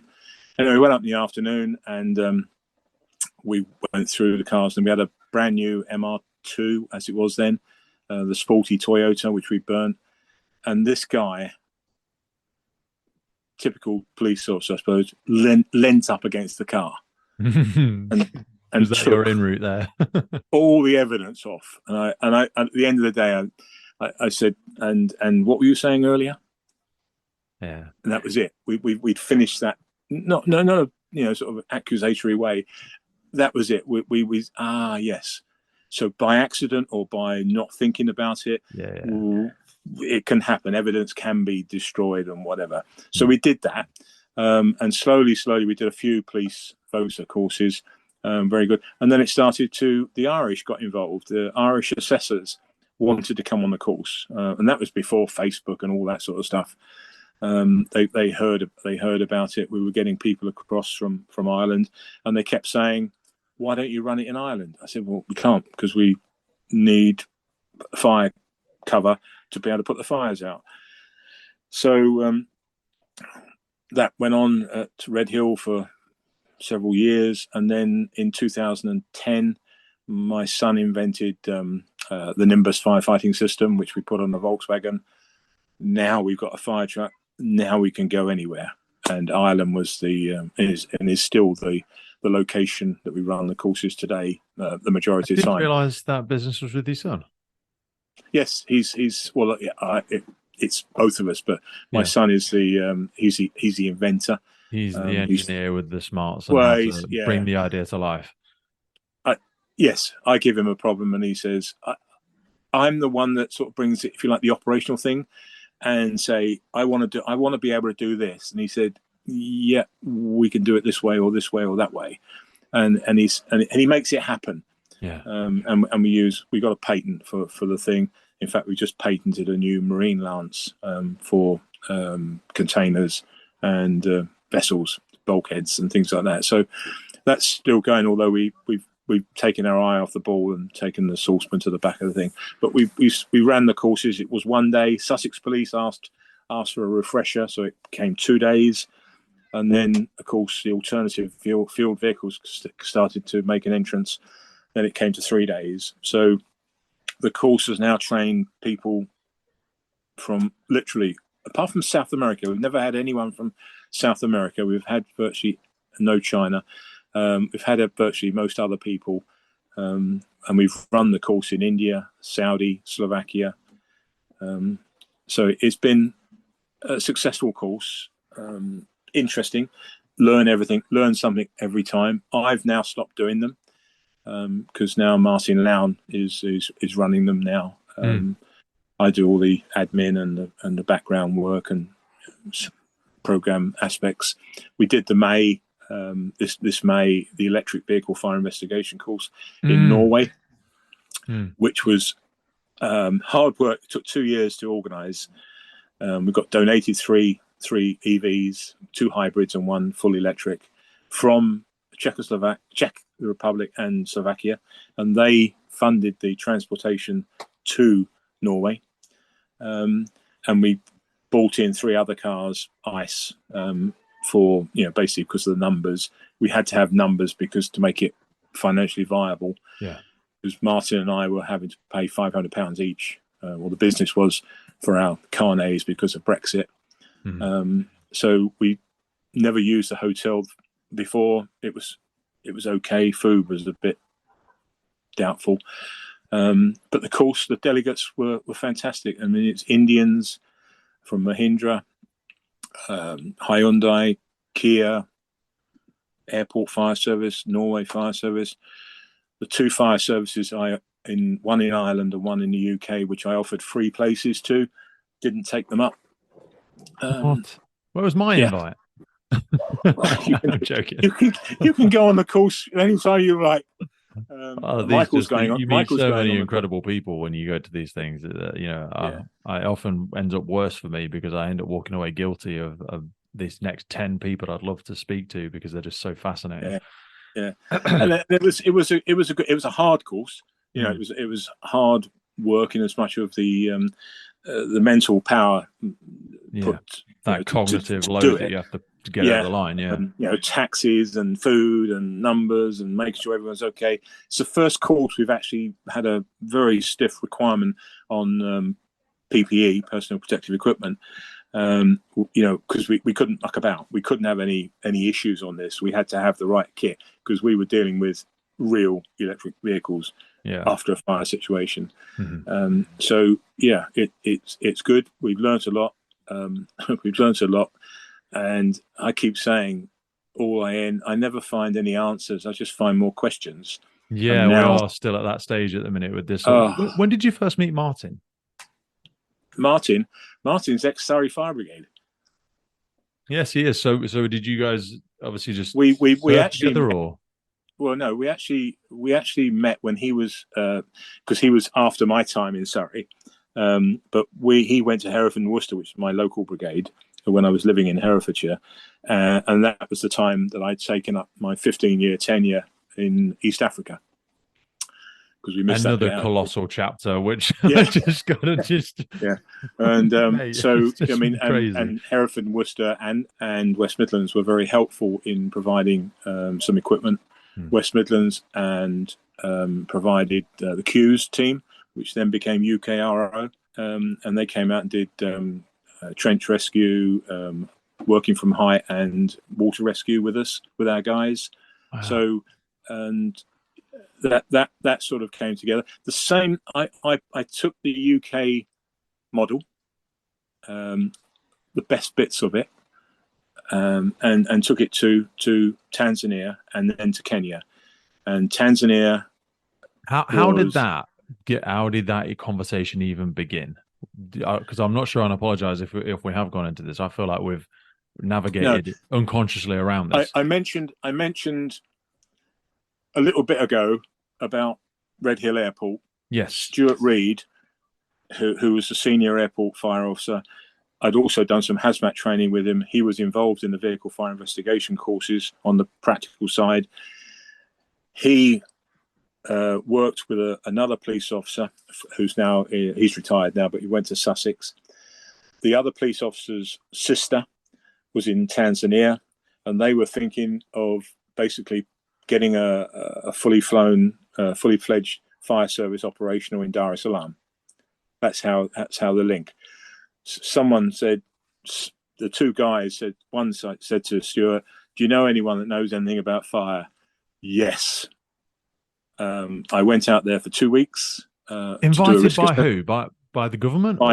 No, it's a private. It's a bit like a private initiative, private finance initiative, to get a fire service going for the embassies and places like that. So I went out there for 2 weeks. Got told for the first week they never had. It was the same year that Nairobi died, so it was a bit awkward moving around. But they showed me all the. Then they showed me that we've had this fire. Is it possible to have a working fire department in a place like this? Well, of course it is. Yeah. So what I recommended. Depends what caliber you want it to and how sustainable it's going to be. Yeah. Well, we did. We sourced 4X Surrey Mercs with some equipment. It was some equipment. It's 14. It was 14 grand's worth of equipment. That doesn't buy you much. No BA or anything else like that. Hose, not even ladders. They came from Tanzania, and we set up. I went out there and did the recruits course. 52, hell. 52, brand new. Never seen. So would you just put everything else on pause to do this? Or? Yeah. What an opportunity. And I did that. I came home from that. We found our senior fire officer from that 1 week. So he became in 2 weeks of a recruit course. We had a senior fire officer and his others around him. We already had a commissioner of fire services that retired. So I left there, went home, and my wife said to me, she said, "You want to go back, don't you?" I said, "Yep." God, yeah. So for 15 years, I did 2 months at a time out there and ran the service, got the air ambulance and qualified air ambulance myself, got the air ambulance, got the ambulance going, got the fire. We ended up with almost like 14 whole-time stations around the place. Nothing grand. I mean, we had somewhere in the region of, in the responders, 2,000 across the organisation with ambulance. I don't even know where to. There's so many questions I want to ask on this, but it's like, yeah. So it was ran private sector initiative by. Yep. It was a private company. Okay, private company. Yep. My boss was the Commissioner of Fire Services of the government. Okay. So we were licensed and we worked with them. It was very difficult sometimes to work with them. I bet it was. It was quite, because they thought they were good. Yeah. And there was just a fire has just come into my mind. We had a big plastics fire, and one of the commissioners, the deputy commissioners, turned up on the fire, and we were just getting on with it. And there was this steel door, it was glowing red hot. It was actually glowing red hot. And he said, we've got to be careful when we open that door. We could get backdraft. And I just turned to him and I said, there is no F roof. Bless him. So, monkey see, monkey do. Yeah. With all due respect, it was, I got involved. It was there that I commanded my largest fire, which was 9 million litres of Jet A1 on fire.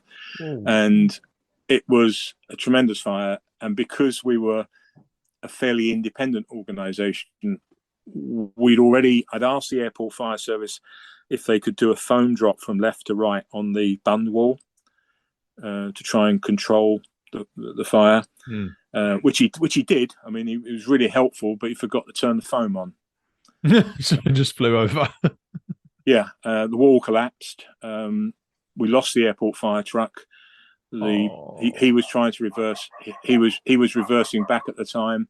He reversed into a Bowser. The Bowser tried to reverse back. He reversed into my fire truck, and then finally we got them out. But it became unmanageable in as much that the various organisations, and we're dealing with Tanzanian police, they weren't listening. They weren't. Well, there must have been obviously. We're not stating the obvious communication barrier. There must have been with everything. Did you? I imagine you picked up a broken ability to communicate. Yeah. Well, most of them speak English anyway. The officers. Sorry. Yeah. So it's not too bad. My Swahili was not brilliant at all, and I couldn't. I think it's better than mine, but yeah. Well, it probably is, but it was quite difficult. Our makeup, and I don't think too many people have had this makeup. Makeup was 2 Hercules aircraft from South Africa. Whoa. With foam and pumps. We stood them down before they actually took off, but they were all ready to take off from South Africa, which was 5,000 kilometers away. So it was a fair old flight, but that's the way the fire was going. I withdrew our troops because it was getting dangerous. They weren't, it doesn't matter. You can shout as much as you like. If they won't listen, the only thing I can do is take my cricket bat home. So I withdrew our troops. You've got that twitchy moment of someone's going to die in a minute. Yeah. So I withdrew our troops and we went back to headquarters and bought everyone pizza and things like that and sodas. And then there was a phone call. And one of the guys said, it's the Prime Minister wants to talk to you. Right. So the Prime Minister begged me to go back and take command. And I basically laid out some rules that if I do, then it's on these. We will do it this way. So he agreed, and I was given the Minister of Energy. And were you never scared when you were out there? Because we have all of our own biases, and this is very perhaps culturally disrespectful of me, but we all have a limited vision on different parts of the world, and there are places in those regions of the world, from my limited understanding, where there is challenges with structures of governments and police and aggression and violence at times, and people still do go missing randomly. Just trying to do the best thing in a place where you as a Westerner might be vulnerable, or maybe I'm being very disrespectful there. No, it's. I mean, that is not a bad comment to make. I go back to the recruits course. I wanted to take the recruits course to a place that had a fire, and we'd found one, and we went there. So we're taking 52 guys to this place near the coast in Dar es Salaam.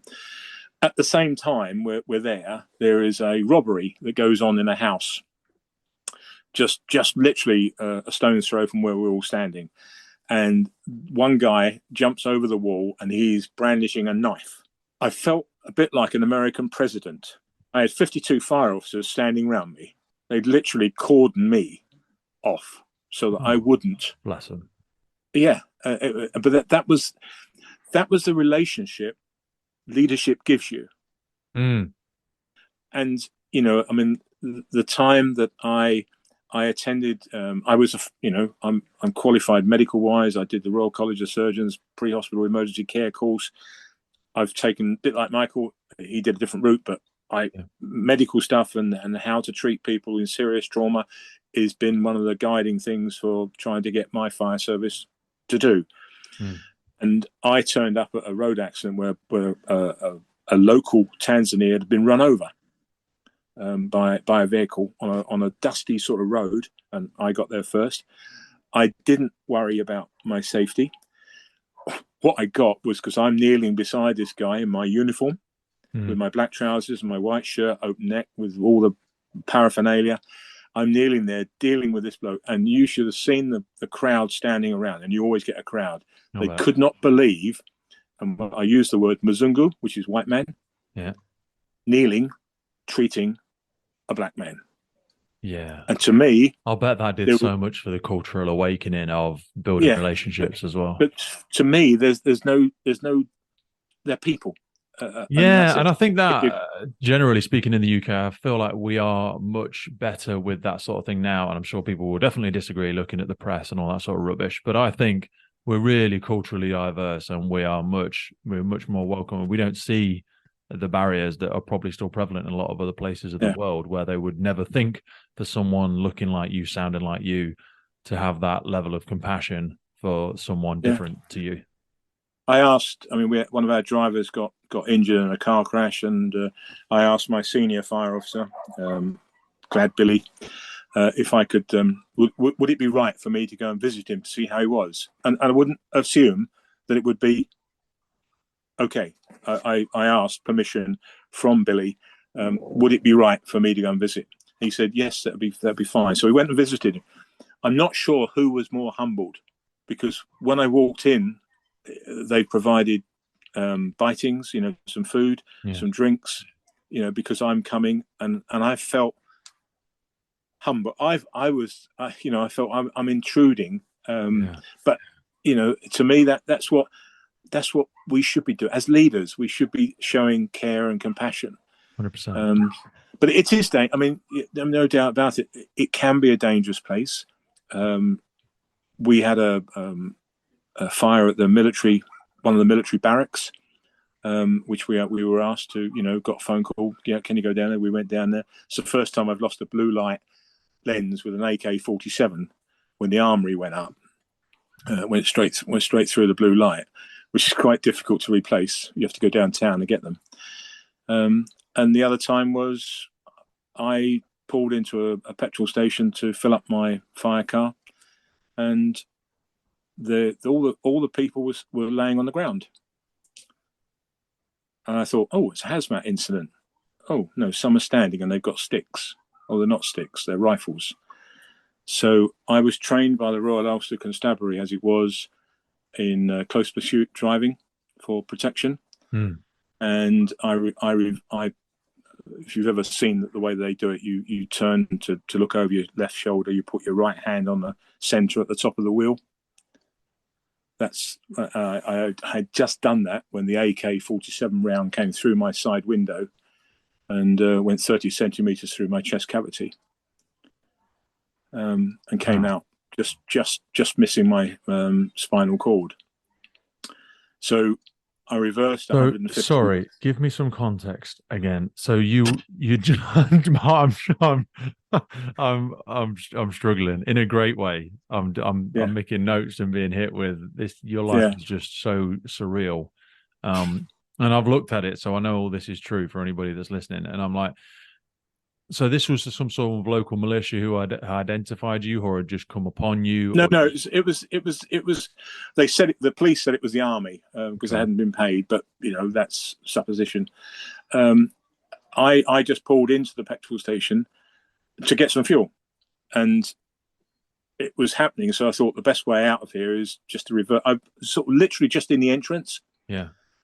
So I just turned, put my hand on top of the wheel to reverse away from the incident, which was the way that we've been taught. And I took the round. I didn't see the guy standing on the side with his AK-47, and he fired at point blank range, basically, through my window and through me. I reversed 150 meters. I'm quite surprised it didn't hit anything.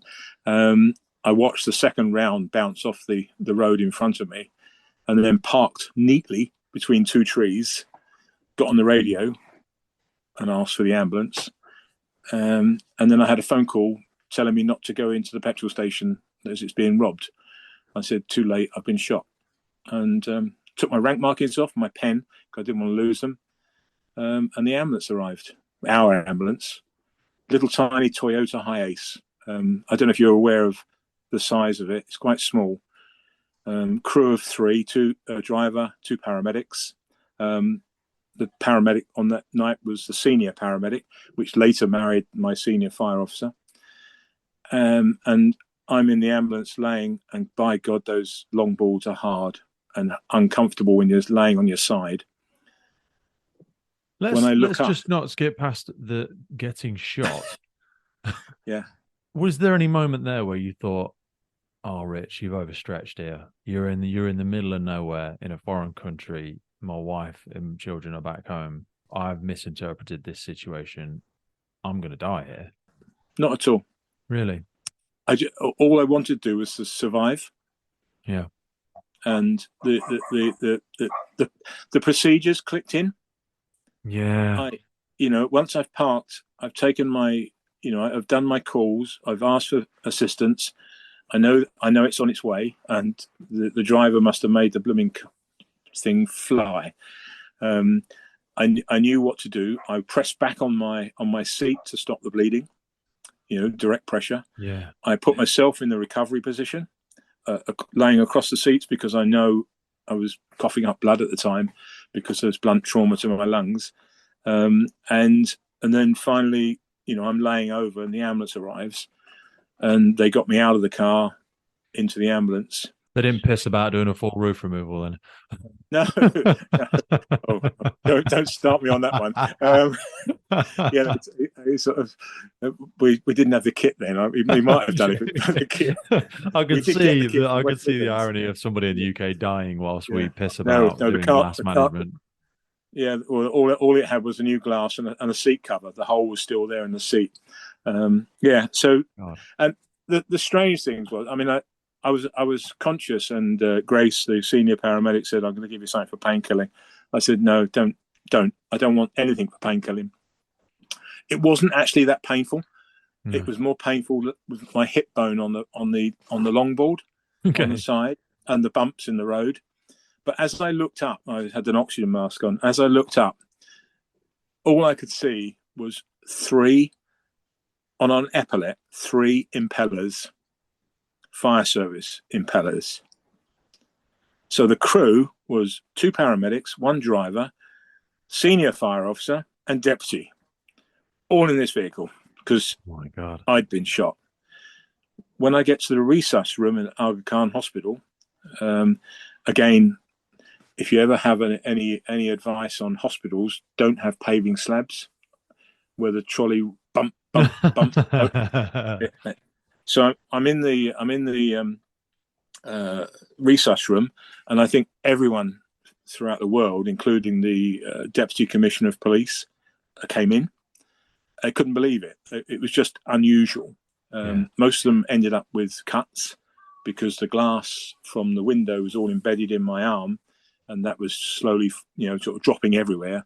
Yeah. And one of my colleagues commented on my underwear, saying it's the same as the British rugby team, English rugby team. Yeah. And then I was taken, I had to go to theatre. They called in a bloody good surgeon, the senior anaesthetist. He took me up to the theatre. Up to then, I didn't really sort of feel any pain or anything else like that. You didn't lose consciousness then? You weren't hemorrhaging too much?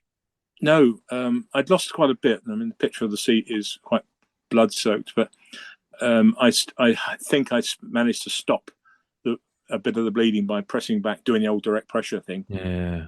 But I went up into the theatre because I've got a hairy back or some hair on my back, and to remove the hair off my back so they could do the operation, they used a wax strip. That was painful. The last little bit of I threw up and passed out. And 3 hours, apparently they almost lost me twice on the table. 3 hours of surgery. The exit wound is not bigger than the entry wound, because when you've got Dynarod going in to clean out the track, it makes quite a big hole in the entry side. Oh, yeah. But I went into intensive care afterwards. I got bored, so I used to play a game with the oxygen meter, the old pulse oximeter. Yeah. I used to stop breathing. See how low you could get it.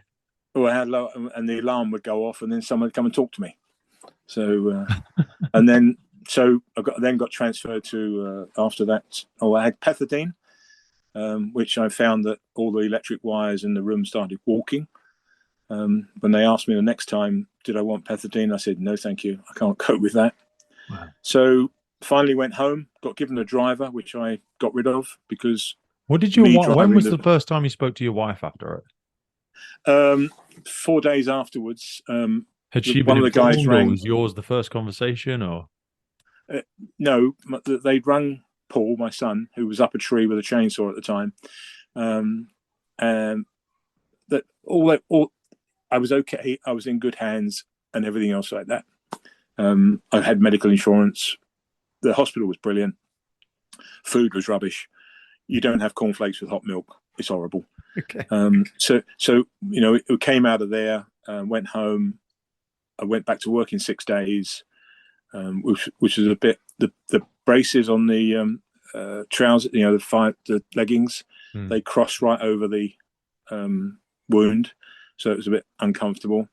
I had to go and see the consultant every day, and on one day, it was a Sunday, he said, the consultant said to me, what time do you want to see me? So came in, he cleaned it all up, finally went home, got upgraded to business class on the insurance. I think I had 10 million medical cover. The hospital, the ambulance, and everything else like that was £695. Bloody hell. So, yeah. And went to my own doctor afterwards, and he said, well, it was a good job. Yeah. Took stitches out, and yeah. So no real long-lasting effects other than when dinner parties get boring and people start talking about how they've cut themselves at work on a bit of paper, I can just sort of trump the conversation by saying, well, I imagine you're the worst for talking. When you have those course introductions, tell us an interesting fact about yourself. How long have you got? Yeah. which one do you want? Yeah. I don't even talk. Mostly, I don't talk about it. I don't say. I mean, it might come up in conversation, but it's one of those things. I'm very, very lucky that I'm alive, because that bullet hole is right where my heart would have been in my seat. It's bang smack. I know exactly how much I owe Royal Ulster Constabulary for training me, but and the first aid and everything else like that. I'm just very, very lucky to be alive. But I wouldn't miss it. I went back. It didn't stop me going. Of course you did. That was in 2002. So I carried on. In fact, on that very same week that we had my shooting, and I sort of started to have that, aggressive physiotherapy, get moving, because it's you need to move about a bit. No, you do. We had an Australian on a tour bus. They went under a tree, and the bow broke, and he had a head injury. So we had a blue light run, 2.5 hours, to pick this guy up, and we got him back into the hospital, and the doctors are all around the resus room and the table, and the doctor says, I hear one of your blokes got shot the other night. And the paramedic said, yes, he did. No, I hear one of your blokes got shot the other night. He said, yes, he did. I had to turn round, sort of pressure my shoulders to show that you could see through my white shirt, the dressing. So, bloody hell. Yeah. But did you never have the desire to stay out there? Well, no, the conversation with your wife, or nothing about relocation? No, she wouldn't come out there, and she wouldn't like the heat. And it was time, in the end of the day, you've got to say, it's time to move on and give other people, plus we're getting older, give other people that chance to take it maybe to a different level. Yeah. It happens. So, basically 2015 was my last trip out there. I wouldn't have How old would missed you it have been for then, work. just for people's context? Oh, crumbs. So how old are you now? So we're talking Well, 8 I'm years ago. 74. I'm 74 now. 74. So you're 67, 66 then. Yeah. So it Bloody would. hell, mate. And you're so full of, I'm not saying that you shouldn't be, but like, I'm 33 and people like Yeah. you are absolute heroes to me because it makes me feel like such a baby. And I just think, wow, I'm so excited. I'm so, so, so excited about the things I've done and the things I'm doing and how young I really am in the grand scheme of life. Yeah. And live. I mean, I've always said, enjoy life. It will end someday. You don't know when. Enjoy life. I mean, I responded as a community responder for 15 years with West Midlands Ambulance as well, and Wales. And I used to go out to calls 3 o'clock in the morning or whatever. And you know, one of the old questions, you'd ask the patient how old he is, and he'd say 45 or something like that, and you go, blimey. And I'm there at 60 something. You know, it's a bit of a matter of mind, but I think you just have to take up a challenge. You know, I'm picking up the challenge now because people are asking me for the another electric vehicle fire course, and they go, okay, fine. Just had a inquiry from Suzuki in India, so yeah, there's a possibility of Martin and Steve going out to that. Just enjoy life, have a bit of time off, make the most of it. I think that is they're such easy things to say, but you are one of the, and I've had some incredible people on the podcast. And I'm so privileged to be able to speak with yourself today and with the people that we speak with. But similar to the leadership analogies that you've alluded to so many times during our conversation, these things are easy to say, but when the rubber meets the road, I think it is the rare few that have that level of assertiveness, self-belief, supportive family. It's a hybrid of situation, scenarios, and circumstances that really push people like yourself to continue to have these adventures. Richard, we've been speaking for over 2 hours, and I feel like I could. Can I just finish one little? Please, please. David Gilbert Smith, ex-SAS, who founded the Leadership Trust in Ross-on-Wye. He had this definition of leadership was to win the hearts and minds of people to achieve a common purpose. Then he goes on to say, but first we have to win our own heart and mind. And that's the key. If you've got your own, there's no stopping you. Before you can lead anyone else, you must be able to lead oneself, isn't it? Yes. If you're true to yourself, how can you be false to anybody else? And that's my driving force is hoping to make people's lives better, safer, and sometimes maybe even uncomfortable in the questions that I ask them. So keep going. I absolutely love that, my friend. Thank you so much, Richard. I think after I've gone away and digested all this, I'd love to speak to you again in 2 months, 6 months. I don't know when. Maybe I don't think you're the sort of person that'll ever really retire. You know, retirement is very much a Western term, isn't it? Whereas actually it just means you have another opportunity to take on another adventure. Well, I think as long as you have adventures, and whether it's traveling or picking up a new thing. I picked up electric vehicles. In fact, I've just written a little tiny piece the other day. How long you've been involved in electric vehicles? So I started studying 6 years ago. In 2005, I dealt with my first investigation into a laptop fire, but the penny didn't drop. Okay. So, you know, it's been around for a long time and they've been causing problems for a long time, but now I've got it. I just can't stop. You know, I just find it so interesting. I'm frustrated that I can't, you know, once a week, I'm talking to the largest port authority in the world, New York, just to bounce ideas off with the safety officer, the safety guy. I'd love to speak He's dealing to with. I would really love if I could ask you for a. Well, there's been so many people I've written down. I mean, the Leadership Trust and Damien. I'd love to connect with. Well, William is. I'm sure he would be up for a discussion. He's been taken on as a safety consultant, for all all the ports, all the airports. And there's 5 airports, JFK, LaGuardia, and of course he's got the 2 firefighters killed in Newark, which he's on top of, and he's trying desperately. He's got a battle to bring New York Fire Department and the Newark Fire Department to speak and work together with the airports and ports. Oh God. It's like Surrey and London trying to work together. You have to work. You have to work hard to make it.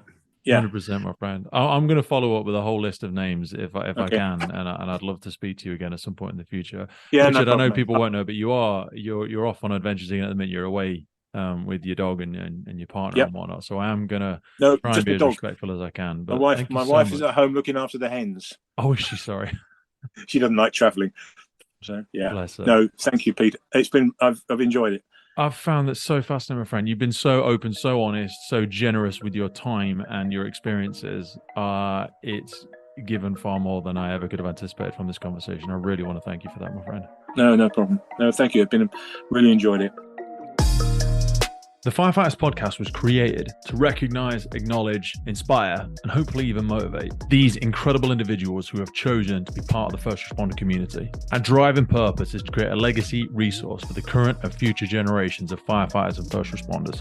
We get some incredible feedback from listeners and guests, and as the podcast grows, our desire to create longevity and sustainability means we are asking for the support of our listeners. If you want to support the podcast, if you want to get discounts to our merchandise, hoodies, clothing, coins, patches, tallies, and also access to all of the incredible documents get shared with us from our podcast guests and sector leaders, then please head over to our Patreon page, and for just £3 a month, you can support the future of the podcast. Please finally hit that follow, subscribe, or rate button on the platform you're listening, and wherever you're in the world, please support your emergency services responders, and thank you for listening.